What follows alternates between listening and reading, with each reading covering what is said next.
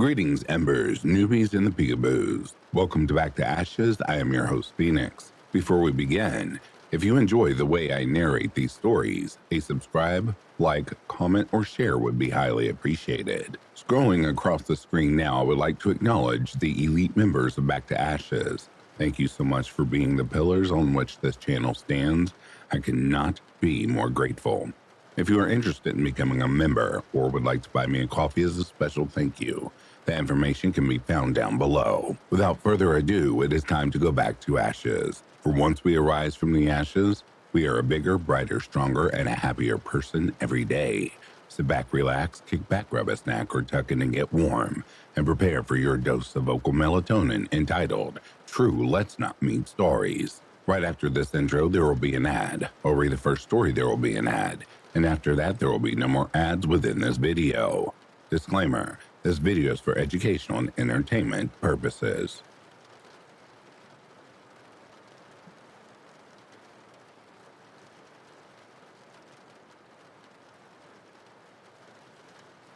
So, when I was 17, I had just gotten my first car. One day, I drove my brother and myself to the dentist. While we were waiting in the lobby, I noticed someone had parked really badly right next to my car. Since it was new, I was pretty paranoid about it getting scratched or something. My brother went in for his appointment, and I decided to go move the car to a safer spot. After I parked in a new spot, I was walking back to the office. Just before I could cross the parking lot to get inside, a minivan with super tinted windows, like so tinted they had this weird blue hue to them, pulled up so close to me that it almost hit me. I thought it was strange, but I just walked around it. As I was heading to the door, I caught my reflection in the glass and noticed a guy getting out of the van and starting to follow me. At first, I didn't think much of it and just started walking faster. But then, he started running after me. That's when I realized, okay, this is actually happening. And I started running too. I barely made it to the door before he could actually grab me. The door was glass, and I could see his reflection. He was reaching out, like inches away from me. He looked like a totally regular guy, wearing a button-up shirt and khakis, which made the whole thing even more surreal. I ran inside, and he didn't follow, probably because he didn't want to be seen. I was completely shocked and kind of in denial about what just happened, because it all went down so fast. I looked out of the window and saw him holding a purple cloth in his hand. No idea what that was about. He looked around, then got back in the minivan and sped off. I told the receptionist, but I was still pretty shaken up and confused. The whole thing happened in less than a minute. I've wondered what would have happened to me if I hadn't run.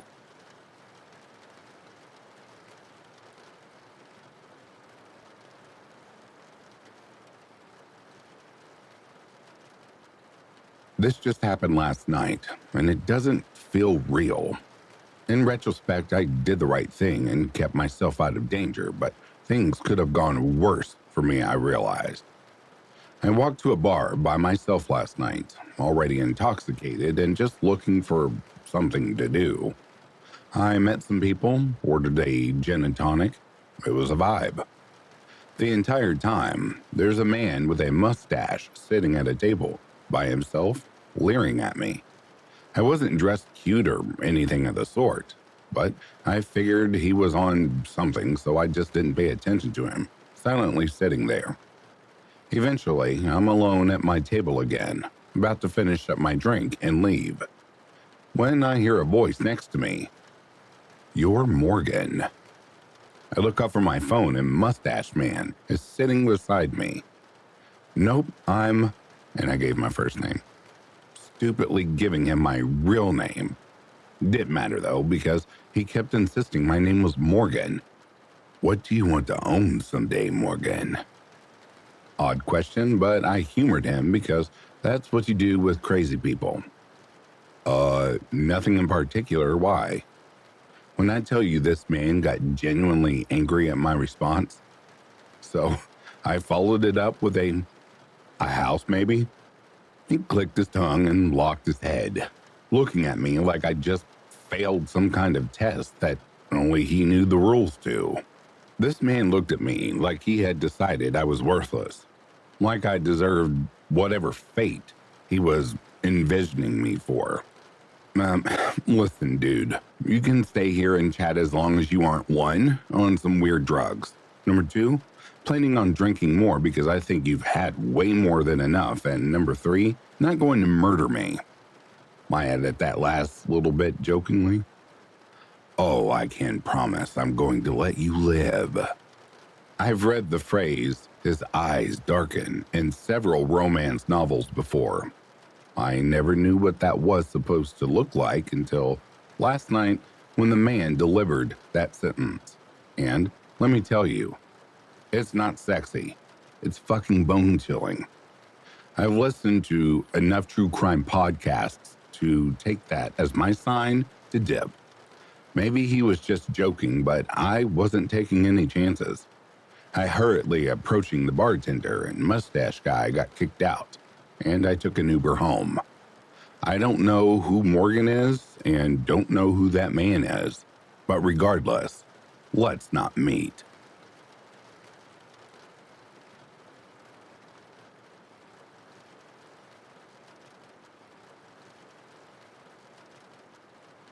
Summertime in the city. Someone under stress runs to the woods and out of the city. There's weirdos in the area. I didn't smell it, so now I'll tell it. So, wanted to go camp for a night or so I snuck out to a state park without a reservation. Some of them allow primitive camping where you can just set up in the woods without an official campsite. So, I snuck in after dark on foot.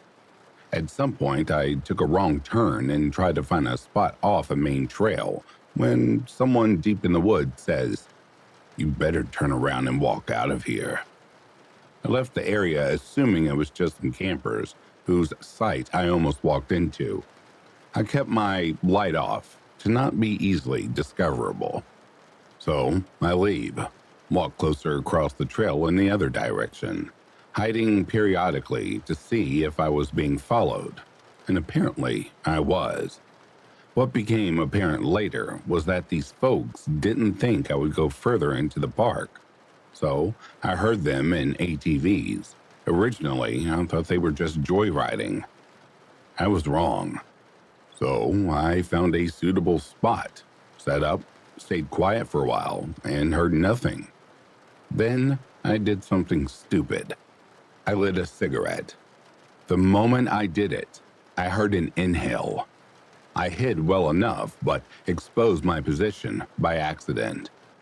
I lay there for a while, hoping nothing would happen, but these people did not leave and were not threatened by me verbally telling them to get away from me. They started making weird animal noises, then started talking about my belongings, identified themselves as a gang, and their final sin, hoping my phone worked. After the phone comment, I gave up all hope these people were up to nothing malicious. So I thought, you're right, I do, and I'm using it because this just got out of hand. On the phone with 911 for a while before they hang up. Apparently, they couldn't contact the park ranger, but they were working on it. Definitely not what I wanted to hear. These people became emboldened by the fact nothing seemed to be happening, and I heard their voices coming closer. So I called again, planning to scare them off by grandstanding, but this call, it was revealed to me that state troopers were responding and not the rangers. The best news, that they were at the gate. When I announced that state troopers were coming, they left immediately.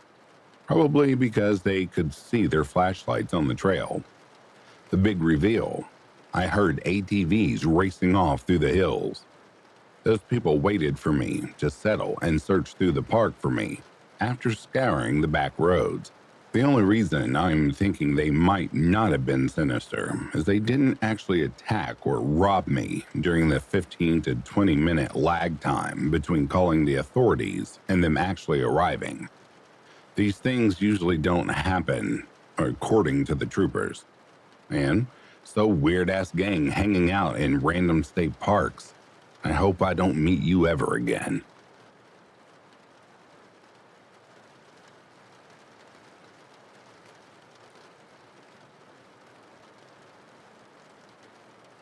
My cat recently passed away, and I was devastated. For days, I couldn't stop crying or thinking about her. One day, my sister, who lives in a nearby city, called me about a 10-day-old stray kitten she found next to its dead mother near a pile of garbage. She suggested we adopt the kitten, thinking it might help ease my grief while giving the tiny creature a chance at a better life. At first, I was very uncomfortable with the idea. The pain of losing my cat was still fresh, and I had decided never to keep another cat again. My sister understood, but proposed a temporary solution. We could keep the kitten for a few days until she found it a new home. I reluctantly agreed, knowing I couldn't let the poor thing starve to death.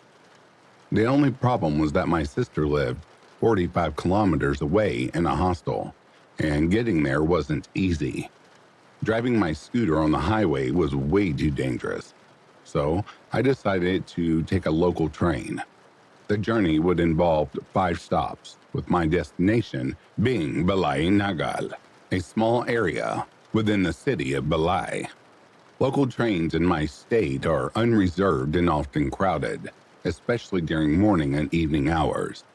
To avoid the rush, I chose a noon train that departed at 12:30 p.m. I arrived at the station early, hoping to find a comfortable seat, and was relieved to see that the train was moderately crowded. I settled into a seat next to a man traveling with his wife. As the train prepared to depart, a slim, bearded man with a large bag boarded and took the seat beside me. I silently hoped he was a normal passenger, but unfortunately, my prayers went unanswered. I wasn't used to traveling alone, so I was already feeling uneasy.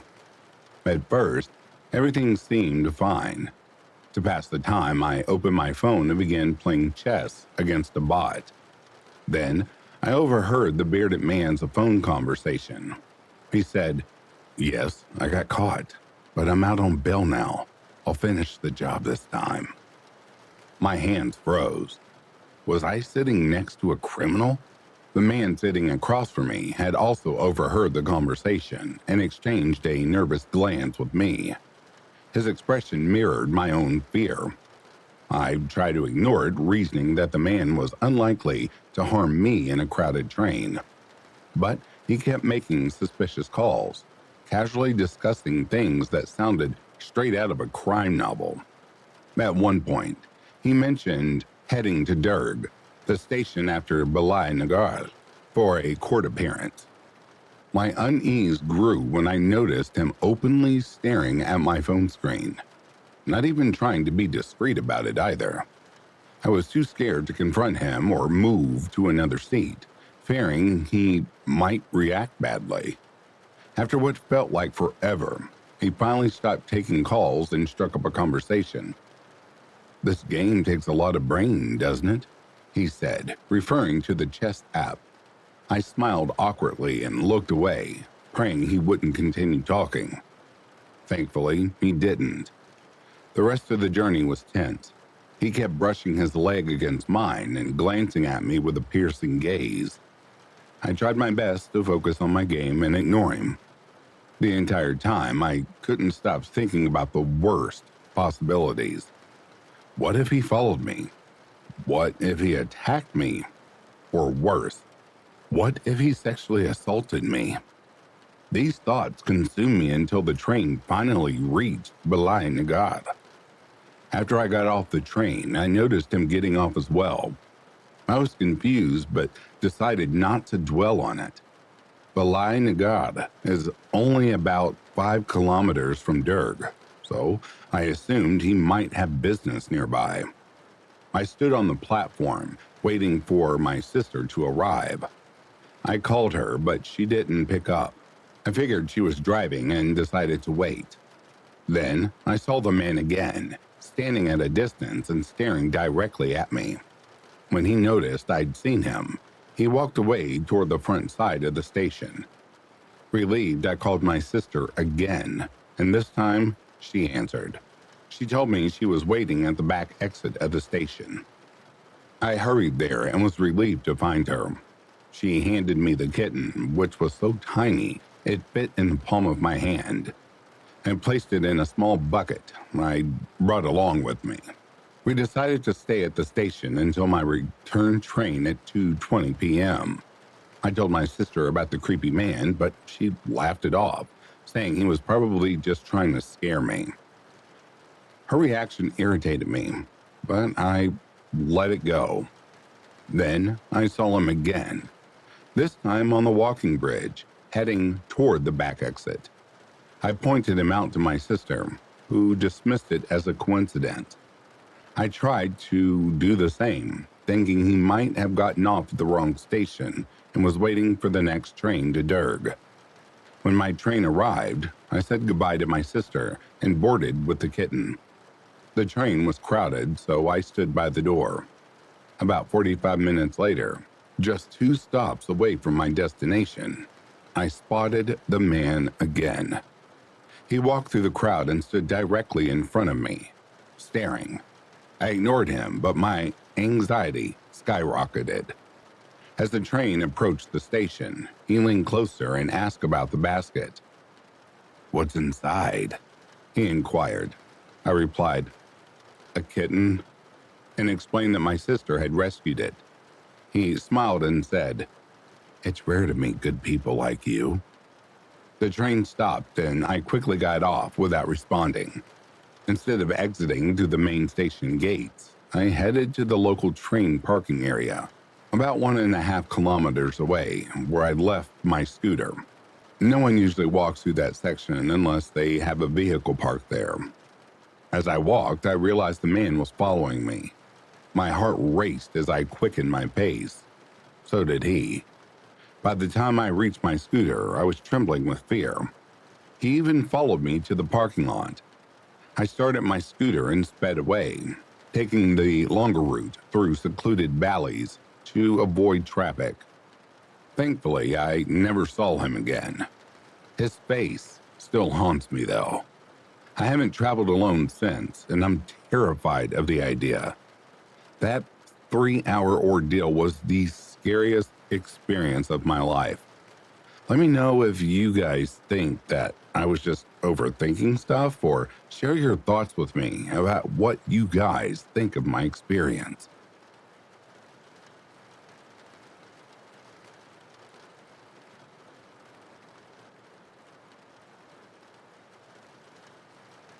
I'm a 19-year-old living in the PMW. A couple of months ago, I was looking for extra work because my hours at my regular job were shit. I'm quiet, anxious, and don't have any friends, so I turned to Craigslist. I knew the site could be sketchy, but I was desperate for side gigs, and I hadn't had any luck as someone with no skills and, of course, not willing to do sex work. One ad caught my attention. It offered $50 for someone to take photos of a property using either a camera or something above an iPhone 12. I have an iPhone 14, by the way, promising it would take only an hour or two. I emailed the poster and soon got a text back. The man said I seemed like the perfect fit and invited me over the same day. What's funny is I made a post about it, just to see if it was a dumb idea, which everyone told me to take a person with me. I didn't and deleted the post shortly after. The house was about 20 minutes outside of town, surrounded by dense forest. It was small and run down, but nothing that raised alarms. The man who greeted me looked like he was in his 50s, unremarkable. He invited me inside. The house was completely empty. No furniture, just dust and dirt. I asked where to start taking photos, but he was dodging the questions, making small talk and asking personal questions about me instead. My anxiety was building, so I kept the small talk going. But then he began staring at me intensely. I dropped my phone at one point when he eventually started taking photos through the house, and when he picked it up, He held on to it a little too long before giving it back. Unprompted, when taking photos of the master bedroom, he brushed my face with his hand, complimented my skin.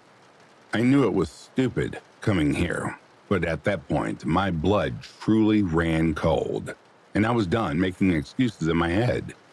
I made a quick excuse to leave, something about my mom, but when I turned toward the door, he grabbed my arm. I still have the picture I took after the ordeal of the bruises on my forearm. It felt like it was gonna get snapped in half. I had brought the small knife for self-defense, a gift from my paranoid mom, who would have never let me come here if she had known. Without thinking, I pulled it out and stabbed him in the arm. It was released with the push of a small button. He let go, swinging at my arm with the knife, but I was already running out of the house. I got into my car and drove until I was at a gas station, and my heart was calm. I called the police and explained everything. They took it seriously. I came in to make a report and answer questions. They searched the property and the surrounding forest, but didn't find him. The house turned out to be abandoned, and in the basement, they found a pack of zip ties. A report was made, but he's still out there. I call sometimes for updates, but it's never anything of substance. I have never told anybody about this other than the police, not even my mom. I know typing this I sound pretty unbothered, but that's the first time anything like that has ever happened to me, and I have trouble leaving my house most days. I decided to type this out on here as maybe a way of getting it off my chest, as it plagues my thoughts constantly. To the man who lured me to that house, let's never meet again.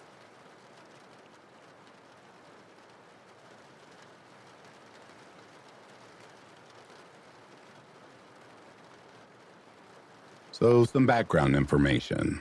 I was 24 at the time, and so was my husband. Our daughter was 2 at the time.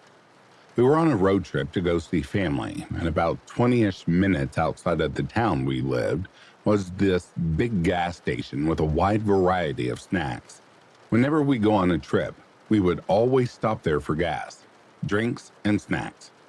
It was the middle of the day in the middle of summer, so we pull in and hubby finds a pump to fill up at. We'd all gone to the bathroom before leaving the house, so I left our daughter in the car while he filled up and went inside to fill our water bottles and grab some snacks. Like I said, this gas station was fairly large for the area, but not like huge or anything of that nature. The bathrooms and water fountain, with like the water bottle filler thing, was down a fairly secluded hallway. There was only one cashier, and the line was kinda long, so I decided to buy snacks first, then go into the hallway to fill the water bottles on the way out in case the line got longer. Meanwhile, my husband had finished pumping gas and pulled into a parking spot in front of the building to wait for me. But all of the windows were covered with posters and stuff, so I didn't notice. Anyway, while I was in the line, holding our snacks and water bottles in my arms, a couple of guys immediately get in the line behind me. They were tall, and I'm like 5'10", which is tall for us women. I'd estimate they were 6 foot tall at least. They wore very nondescript clothing, khaki shorts and blank gray t-shirts. I didn't hear them speak any English, and I can't 100% confirm what language they spoke, but it sounded Middle Eastern. I would like to add that they were Caucasian, not that their skin tone or mine matters, but I decided to add this little bit because I'm being accused of being racist. Not super unusual for the area because there was a big college town nearby. Especially after having my daughter, I don't like anyone being directly behind me, even family. So I turned so those guys were in my peripheral vision and looked at a display of kids' toys while I waited. I do this move a lot when I'm waiting in line, and basically every time, nobody notices or cares that I turn so I can see people. and they certainly don't move around while waiting in line near as much as these guys did. But one of them was fully staring at me, and his expression was just plain unsettling to me. But he hadn't done anything, so I just smiled, gave a half nod, and looked away, while still keeping them in my field of view. They were whispering amongst themselves, even though nobody could understand their language, and it wasn't exactly quiet in there. But I just had this gut feeling they were talking about me, because they both kept openly staring at me, and nobody else even thought it was fairly busy. Then they started moving slowly, so they were directly behind me. And for 4 minutes straight, I looked at my phone. Every time I moved, because I was uncomfortable with them directly behind me, they'd move to be directly behind me again. Every time they would look at something on display, but it just seemed so forced, like they weren't actually interested in the unicorn toys and were just looking at them to be behind me. About every 15 seconds for 4 minutes, while we were in this line, it kept happening over and over. They'd even go back and look at something they'd already looked at. They went back to the same unicorn toy 4 different times. I felt like I was going crazy because, like, maybe one of them has a daughter or a niece who would like it.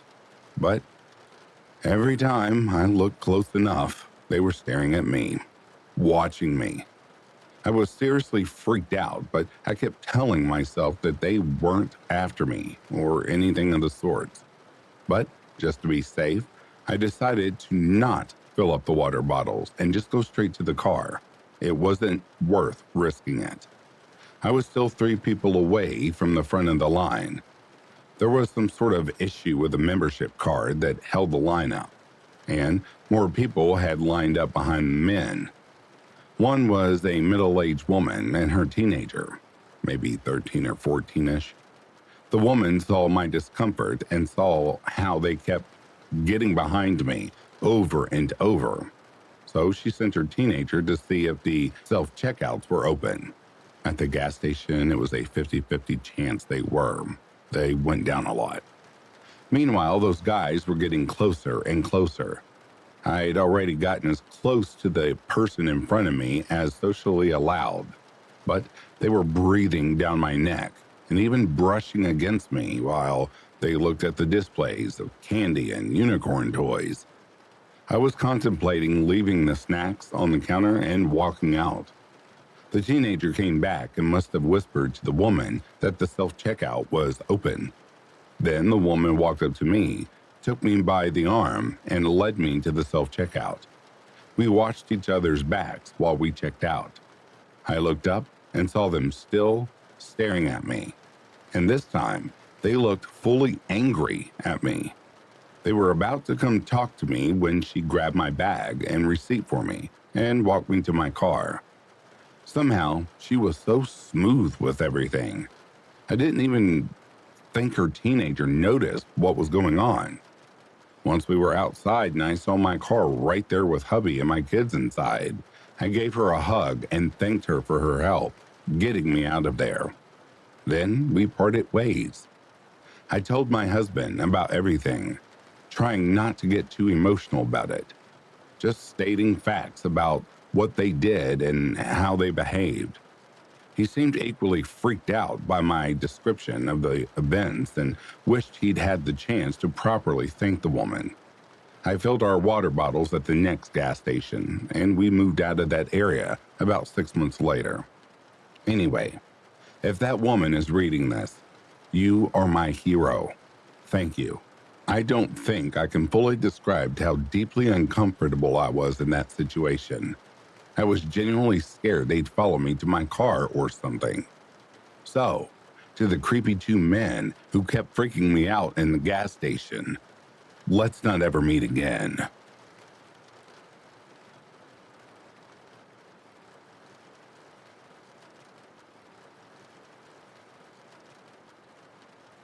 I moved a lot as a kid, and for a few years we were living in Detroit. The neighborhood wasn't nice and some weird stuff happened there. My sister and I were followed while on a walk when I was 10 and she was 5. I could probably write more than one of these stories. There was a man who lived in the neighborhood, and all of the kids called him Crazy Joe. This was 1991, 1992. He had his rusted out boat of a car that you would hear coming from a mile away. We would all run and hide when we heard his car, or if we saw him walking outside. I'm not even sure where he lived. When he'd walk down the street, he would scream and yell nonsensical things. He had long, matted hair and always looked dirty. One of the urban legends, that the kids all repeated, was that he had an imaginary girlfriend and that he was screaming at her once and stabbing the ground with a large knife. I was 12 years old and was babysitting just down the street from where I lived. I noticed that Crazy Joe was walking on the sidewalk, on the same side of the street where I was playing out front with the 2 kids I was taking care of. He had his eyes locked on me.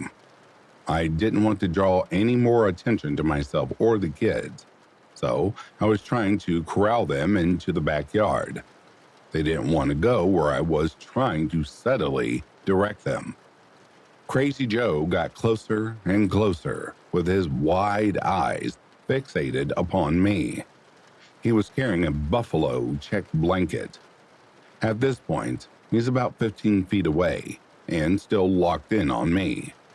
The houses were really small and single-level homes with small yards. The blanket slipped away to reveal a shotgun pointed at me. I grabbed the 2 kids, shoved them through the front door, locked it, and moved them away from the windows. He didn't fire the gun and didn't come to the door.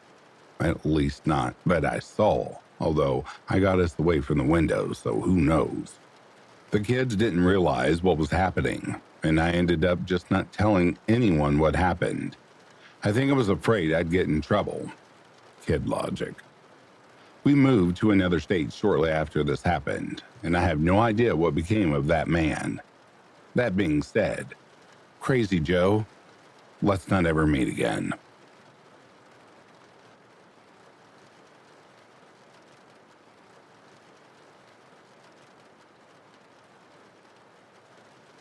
This is going to be a long story, as it's been over 5 years in the making. Last week, there was yet another court date for the ex-beauty queen stalker, and it just came and went. We'd been expecting things to proceed with her entering a plea of guilty or not guilty, but no such luck. All we got was another vague reason as to why she's not ready and a new court date issued, months from now. There have been many court dates since she has been arrested. It's been over 18 months since she's been arrested for her continued stalking and harassment, and she still wants to drag things on to seemingly try and stay relevant in our lives. As an aside, the amount of court resources and taxpayers' money that's wasted is actually really astounding. Anyways, on to the story. To recap, my husband dated a beauty queen title holder of a well-known pageant before me. They broke up a long time before we met. She was a statuesque blonde, very tall, a knockout in her day, in my opinion. This is somewhat important to the story, I guess. But while she was a dazzling pageant winner on the outside, on the inside, oh boy.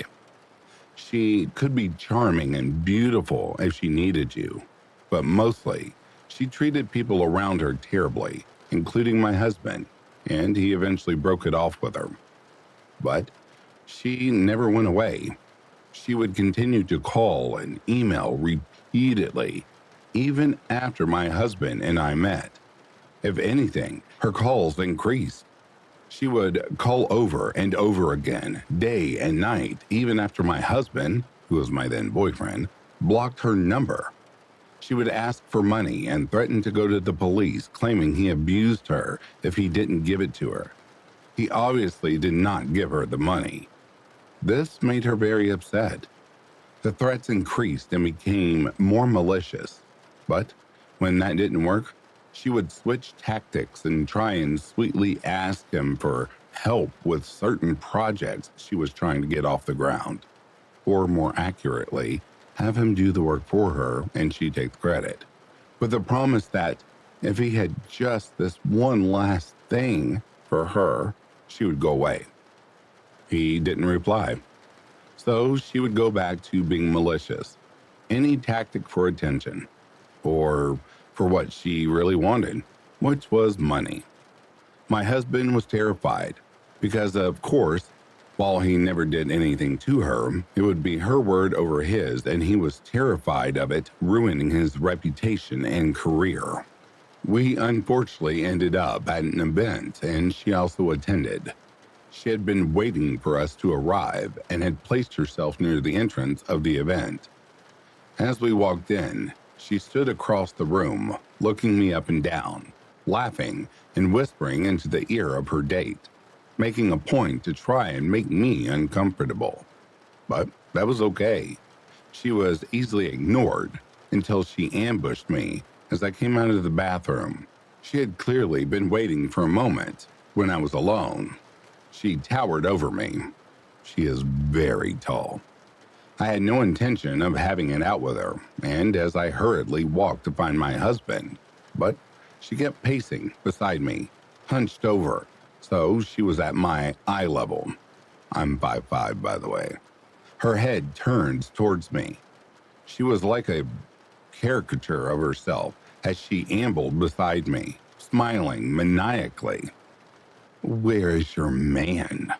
she hissed in her very heavy accent. Her eyes were black. She looked like a character straight out of a Tim Burton movie, hunched over with that crazy demonic smile. "Watch your back, pug," she added, grinning. She liked to call me names like Pug because I own pugs, and I guess she thought that was an insult. Anyway, what I didn't know then was while I was in the bathroom, she had walked over to my husband and had thrown her arm around him while he was in mid-conversation with someone and introduced himself to the man he was talking to as if she and my husband were together. My husband unwrapped himself from her clutches and told her to beat it. She then beelined and waited for me to come out of the washroom. We stopped going to the parties. The last time we ran into her was at a funeral for a mutual friend. She followed me around at the wake. As my husband, boyfriend at the time, was talking to the man's widow, I was talking to a friend and his wife. She walked right up and stood with us, joining us mid-conversation as if she were part of the group.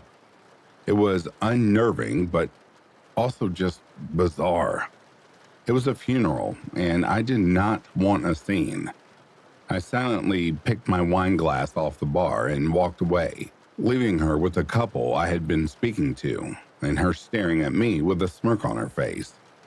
All in all, annoying but manageable. However, the emails, calls never stopped. She would call my husband over and over, day and night. Even though he had long blocked her number, she would drive by. I found my car keyed one night after I left it outside, but obviously I couldn't prove it's her. But enough was enough. My husband had a lawyer send a cease and desist. After the first, she called him from a private number. He answered and she said, "Hi, it's me," in a sing-song voice, like they were just the best of friends and he hadn't just sent her a lawyer's letter ordering her to stay away from him and his family. He said nothing and hung up. Another cease and desist was sent, then a third. Nothing would make her go away. She did not actually think my husband was capable of not wanting to be with her because, her beauty. Eventually, though, she got pissed that he was not giving in. So she decided to take this rage to the internet. I knew that she was absolutely checking out my social media, but I don't really use it much, so I didn't care. However, she created a fake Twitter account and tweeted, husband's name, is a fraud and tagged his colleagues, friends, investors, family members, every single person she could think of to try and ruin his reputation and career. On New Year's Eve, she posted on my Instagram account at exactly 12:01 a.m., "Happy New Year, Scrud." Social media settings were all set to private. We went to the police armed with the emails threatening to give her money or she would go to the police. She was charged with 2 counts of harassment and a restraining order was put into place. To our shock, the next day after her arrest, our phones were buzzing. This story had made front-page news. Clearly a slow news day. Her day in court came right before COVID. We arrived to the courthouse and sat down. She walked in. We were shocked at her appearance. Actually, shocked is an understatement. She was unrecognizable from her former self. Gone was the statuesque, dazzling blonde. She had apparently shaved her head and was wearing a short, ratty brown wig. She had gained about 80 pounds, give or take, and was now sort of hunched. With her height and new girth, she looked like a linebacker. To add to her look, she wore a bulky brown men's overcoat and a scarf tied over her wig, like a babushka. My immediate thought was, her outside now matches her inside. But it was her eyes that I noticed the most. About a year earlier, we had shown a photo of her to our kids so that if she ever approached them, they knew to run. At the time, my son, who was young, commented that she had mean eyes. From the mouth of babes. Maybe it was that she had changed so much physically overall, but her dark eyes had narrowed into deep black slits. As she scanned the courtroom and saw us in court, she would turn around every so often to look back at us and glare. She would then whisper in her lawyer's ear and laugh as if she were having a good grand time. She had a pair of big, round, cheap sunglasses that she would keep on and take off intermittently. When she addressed the court, she put them on, and he asked her to remove them. We thought she was putting on a brave face and treating it all like a joke, but we were about to find out that getting arrested wouldn't slow her down. The restraining order didn't seem to faze her whatsoever.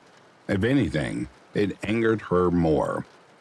From then on, every day, night and day, she would post from multiple fake social media accounts, posting photos of myself, of my husband. She would put up my husband's photo with the caption, "pedophile," or other terrible names that included racist and transphobic comments and captions. To give you a slight idea, she posted altered pictures of my husband, photoshopped to look like he was wearing heavy makeup and referring to him as a pre-op transgendered person.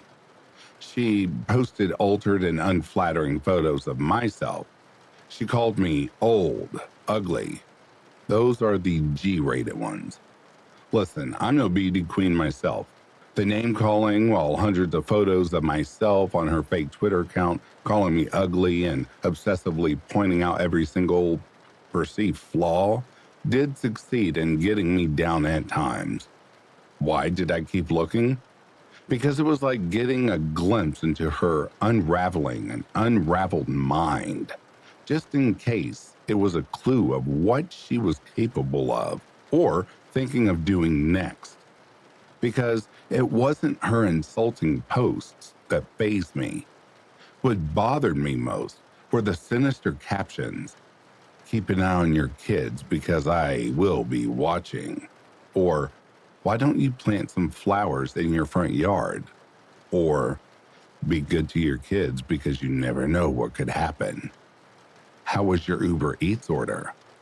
She would post pictures of me with an arrow directed at my head, which I perceived to be a gun to my head.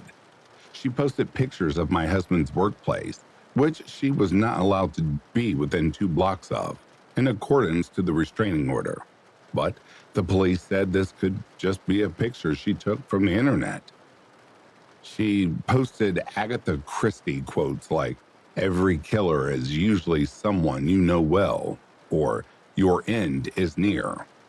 Her Twitter banner profile picture was taken from a movie poster and said, "Stalker," like she was in on the joke. We called the police again, but they said there was nothing that they could do since she didn't explicitly tag us. I took screenshots of everything. Many of her posts were nonsensical, but most were photos posted of us on this fake account, all altered with derogatory or ominous captions. But we couldn't get her shut down. I became anxious anytime my kids were outside shooting hoops in the driveway. My elderly mother wouldn't take the baby out in the stroller.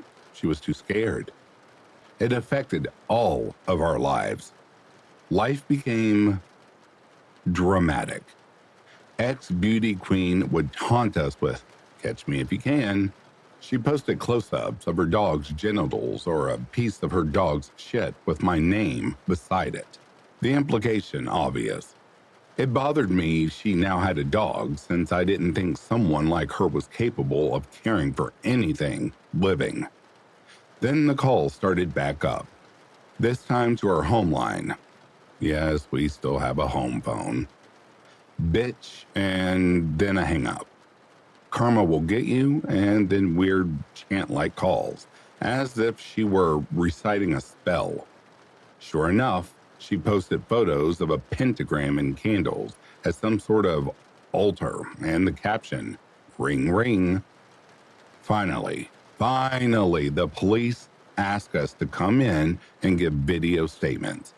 We gave them a drive containing thousands of screenshots of posts she had made.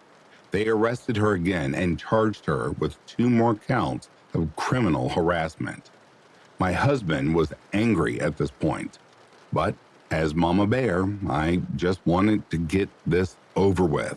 She mentioned the kids frequently and ominously many times in her online rants, also calling them rude names, which I won't repeat here because these are the things that upset me most. The judge also issued a social media ban for her. By the time she was rearrested for the second time, her fake Twitter account, which was literally mostly insults or references to my family, had 16,000 tweets in a 3-month period. She had no followers, so they were just to herself. The porn sites I had been tagged continuously on finally stopped. Things quieted down tremendously, but I still get follower requests that I believe are her. But at this point, we were all on edge. I kid you not. I felt weird walking into my kitchen at night to make a sandwich, feeling creeped out that she was outside watching. I put nothing past her, as nothing is more dangerous than a desperate woman who has nothing else to lose. Which, by the way, was one of the quotes she posted. I don't know what is wrong with her. I believe, from what I've researched, she is a malignant narcissist. Perhaps some other mental issues at play here, but I can say she was a terrible person long before she decided to try and make our lives miserable. Crazy beauty queen turned stalker. I would love nothing more than to never meet again. But if going to court helps you stay away from us forever, then bring it. As an aside, I wanted to mention that we heard from a reliable source that after my husband broke up with her, she allegedly became known to police for other reasons. While my husband dodged a bullet regarding her threats to go to the police saying he abused her, apparently other men have not been so lucky. Since I can't post pictures, I'll leave you with one of her posts. One that may not make much sense, but to us, it was a statement to let us know she enjoys this drawn-out court process.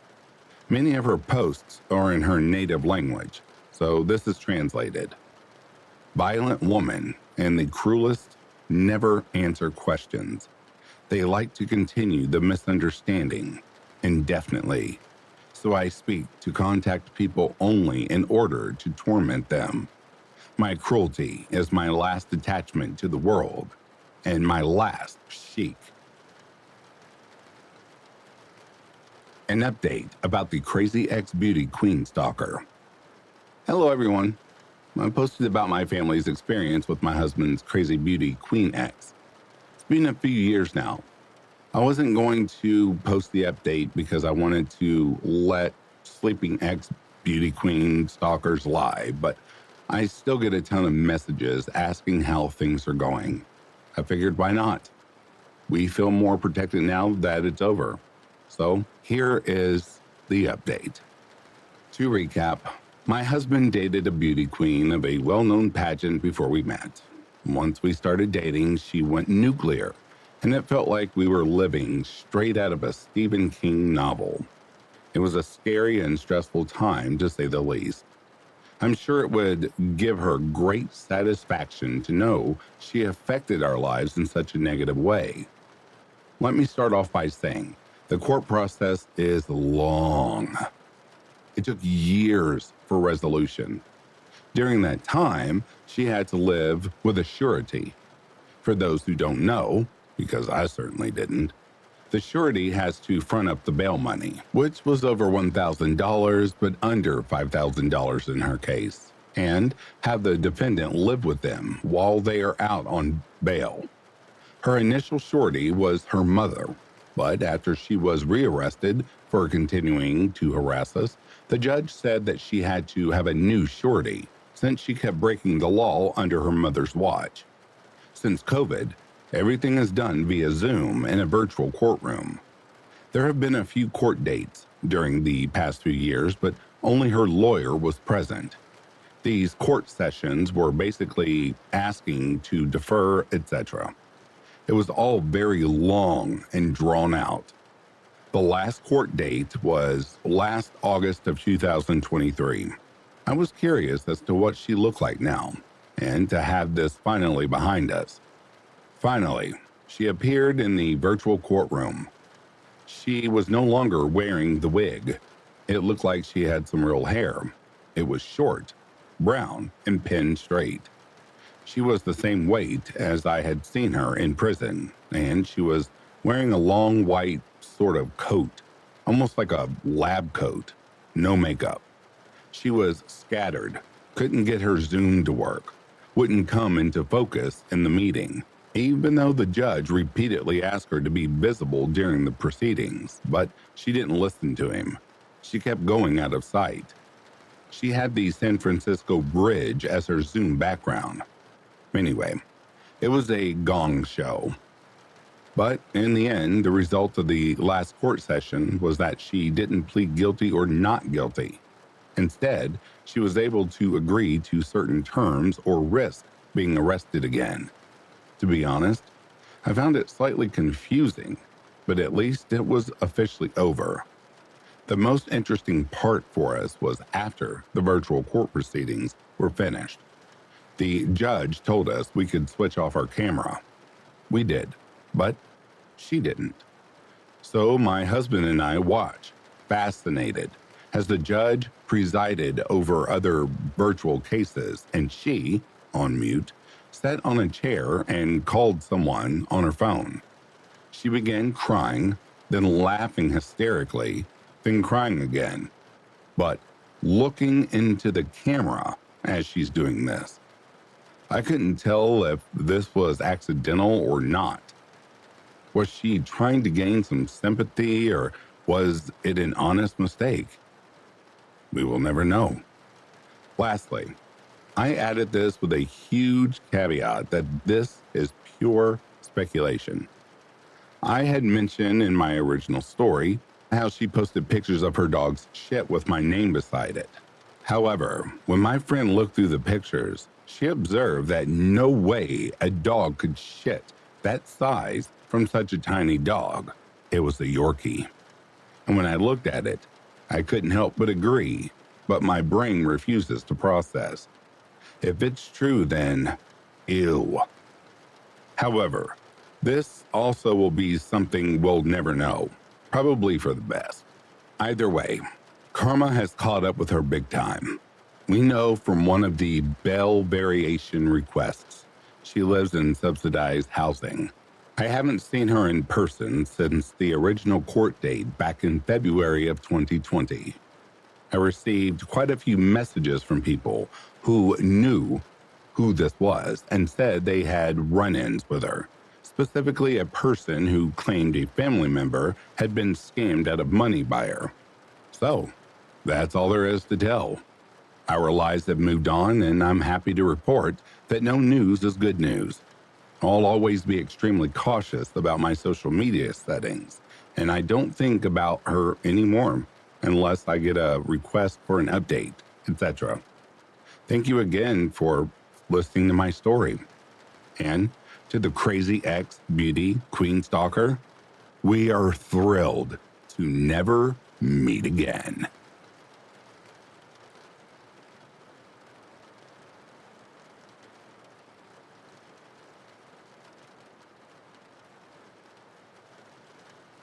And that, dear Embers, brings a close to these true Let's Not Meet stories. Before I go any further, I would like to acknowledge the rest of the members of Back to Ashes. Thank you all for your continued support, for you are the glue that holds all of this together. To the newbies and the peekaboos, thank you all so much for your support, for without all of you, members, newbies, and peekaboos, I would not have a voice and there would not be a Back to Ashes. I cannot express my gratitude enough. Thank you. If you are asleep, I hope Slumberland is treating you comfortably. If you're awake, I hope you've enjoyed these selections.